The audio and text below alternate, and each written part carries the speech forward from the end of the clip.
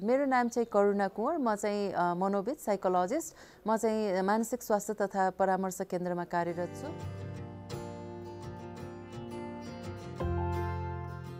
लकडाउनले चाहिँ धेरैजनालाई धेरै अन्योलता र अनिश्चितताहरू थपिदिएको छ। जस्तै अहिले धेरैले काम गुमाउनु परेको छ, आफ्नो ठाउँबाट अर्को ठाउँमा पुग्नु परेको छ। धेरै जस्तो कतिपय व्यक्तिहरू परदेशमा अड्किनु भएको छ हैन। आफन्त मान्छेहरूलाई चाहिँ कोभिड-19 भयो भन्ने त्रासले चाहिँ एकदम त्यो डर त्रास पनि बढेको छ। अर्को चाहिँ आधारभूत आवश्यकताहरू के त्यो परिपूर्ति नहुन सक्दा या परिपूर्ति गराउन नसक्दा के कतिपय व्यक्तिलाई आफू जिम्मेवार पनि लाग्छ। आफू चाहिँ परिवारको एउटा जिम्मेवार व्यक्ति हुँ, सदस्य हुँ, मैले गर्नुपर्छ भन्ने जुन जिम्मेवारी बोकेको हुन्छ उनीहरूलाई पनि अहिले चाहिँ थप समस्या परेको छ र त्यसले चाहिँ डिप्रेसन बढाउन चाहिँ मद्दत गर्छ। र हामीले बुझेको सही के हो भन्दाखेरि डिप्रेसन चाहिँ यस्ता कारणहरूले बढाउँछ र आत्महत्यासम्म पुर्याउँछ भन्ने पनि हो। अहिलेको टाइममा चाहिँ धेरै ठाउँमा औषधि पुग्न सकिरहेको छैन, खाइरहेको व्यक्तिहरूले त्यसलाई छोड्नु परेको अवस्था पनि देखिन्छ भने कसैमा चाहिँ अब अहिलेको समयले चाहिँ डिप्रेसनलाई चाहिँ वात्तै बढाएको हो भने पनि उहाँहरू चाहिँ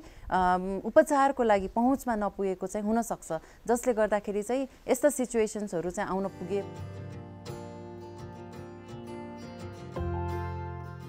अहिलेको यो कोभिड-19ले चाहिँ हामीलाई निकै धेरै समस्याग्रस्त बनाएको छ र यो समस्याग्रस्तको समय चाहिँ कुनै न कुनै समयमा हामीलाई चाहिँ लैजाने नै हो, हामी मृत्युको मुखमा पुग्ने नै हो। त्यसकारण किन अहिले नै मैले आफ्नो ज्यान आफैले नदिने त भन्ने त्यस्तो खालको रिजनिङहरू, त्यस्तो कारणहरू खोजेर चाहिँ वास्तवमा उनीहरू चाहिँ आफ्नो ज्यानलाई गुमाउन चाहिँ पुग्छन् है।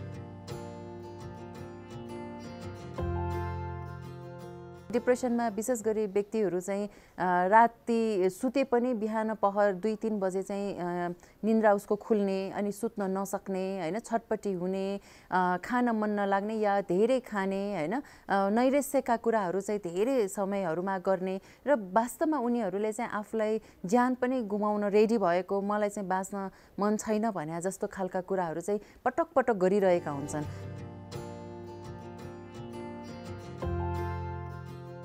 एन्जाइटी र डिप्रेसन चाहिँ फरक कुरा हो।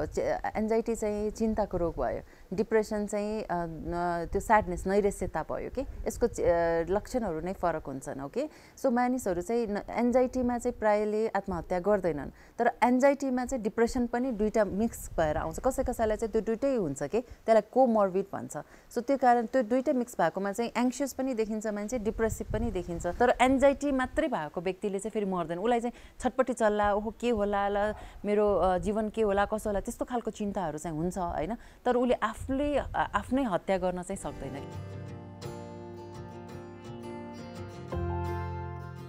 विशेष गरी चाहिँ परिवारका सदस्यहरूलाई, परिवारको नजिकको व्यक्तिलाई या आफ्नो साथीभाइलाई चाहिँ थाहा भइरहेको हुन्छ कि को व्यक्तिले चाहिँ आत्महत्याको विचारहरू राखेका छन्, उनीहरू आत्महत्या गर्न सक्छन् कि सक्दैनन्, त्यो चाहिँ एकदम नजिकमा बसेको मान्छेहरूले चाहिँ थाहा पाउन सक्छन्। तर हामीले त्यसलाई चाहिँ याद गरेका हुँदैनौँ, ख्याल गरेका हुँदैनौँ। त्यसकारण उनीहरू चाहिँ वात्तै लाएर चाहिँ के भन्छन् भने यो चाहिँ सायद डिप्रेसन नभइकन उनीहरूले चाहिँ एटेन्सन सिक गरेको या हुन्छ नि हामीसँग यस्तै कुरा गर्ने माध्यम खोजेको भन्ने जस्तो कुराहरू चाहिँ भन्ने गर्छन्। वास्तवमा यो कुरामा चाहिँ हामी सिरियस हुने हो, गम्भीर हुने हो भनेदेखि चाहिँ आफ्नो नजिकको आफूलाई मनपर्ने व्यक्तिहरूलाई चाहिँ जोगाउन चाहिँ समयमै सक्छौँ।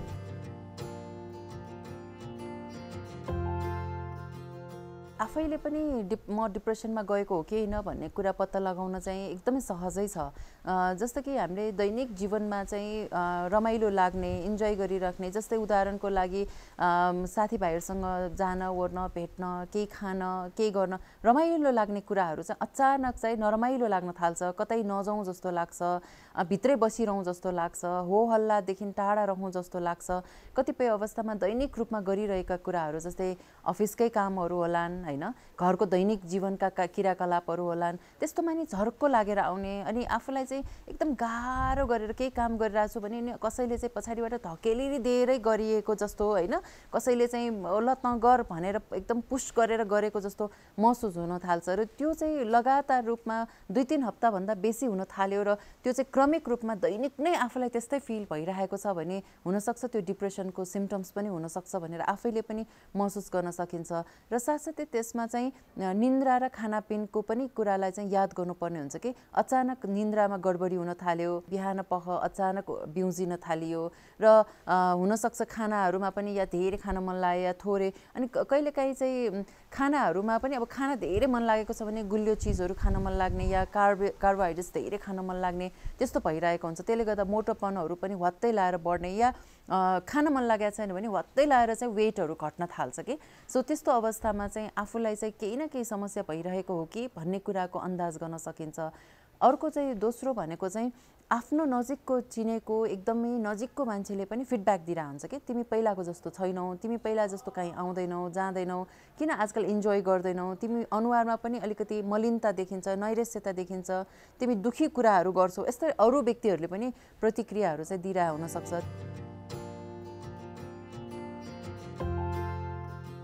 कतिपय डिप्रेसिभ व्यक्तिहरूलाई चाहिँ कस्तो हुन्छ भने म डिप्रेसनमा छु भन्ने कुरा पनि फिल चाहिँ हुन्छ हैन, तर उसलाई कस्तो लाग्छ भनेदेखि वास्तवमै ऊ यति कन्भिन्स्ड हुन्छ कि जीवन चाहिँ जिउनुभन्दा चाहिँ मर्नु नै बेटर छ भन्ने कुरा चाहिँ अधिकांश रूपमा चाहिँ उसको भित्रको आत्माले भनिरहेको हुन्छ कि। सो त्यसले गर्दाखेरि चाहिँ उसलाई उपचार गराउन जानु या अरू कुराहरू चाहिँ आफूलाई ठिक बनाउन खोज्नुमा चाहिँ उसलाई चाहिँ त्यति शक्ति खर्च गर्नै मन लाग्दैन कि, त्यो शक्ति बरु म मर्नमै खर्च गर्छु भने जस्तो फिलिङ्सहरू आउँछ। त्यसले गर्दाखेरि नै आत्महत्या चाहिँ हुने चान्सेस चाहिँ हाई हुने हो।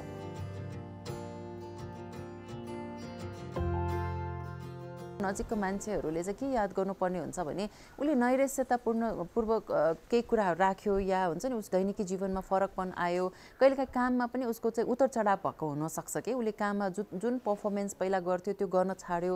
अनि कहिलेकाहीँ डिप्रेसनमा चाहिँ कतिपय व्यक्तिहरू चाहिँ रक्सी पनि धेरै खाने हुन थाल्छन् होइन।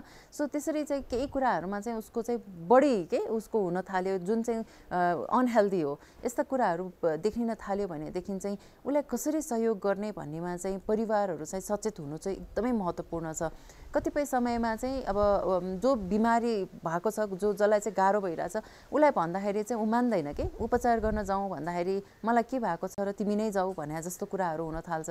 तर त्यतिखेर चाहिँ हामीले चाहिँ होइन तिम्रो बारेमा मलाई असाध्यै चिन्ता लागेको छ, तिम्रो बारेमा म धेरै चिन्तित छु, मलाई एकदम चासो छ होइन, म तिमीलाई माया पनि गर्छु, सो तिमीलाई चाहिँ उपचारको एकदमै खाँचो छ, जानु महत्त्वपूर्ण छ, मेरो लागि भए पनि तिमी जानु जरुरी छ भन्ने जस्ता अभिव्यक्तिहरू पनि दिनुपर्ने चाहिँ हुनसक्छ।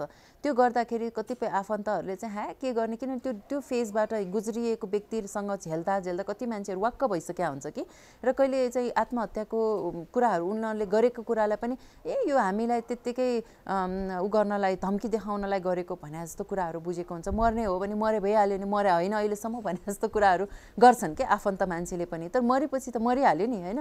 सो त्यो कुरालाई हामीले के बुझ्नुपर्छ भने वास्तवमा उपचारहरू सम्भव छ होइन, विभिन्न खालको उपचार अहिले इभन नेपालमै पनि छन् होइन। मनोचिकित्सक मनोविदहरूसँग तुरुन्तै हामीले चाहिँ सम्पर्क गर्नु एकदमै उचित हुन्छ।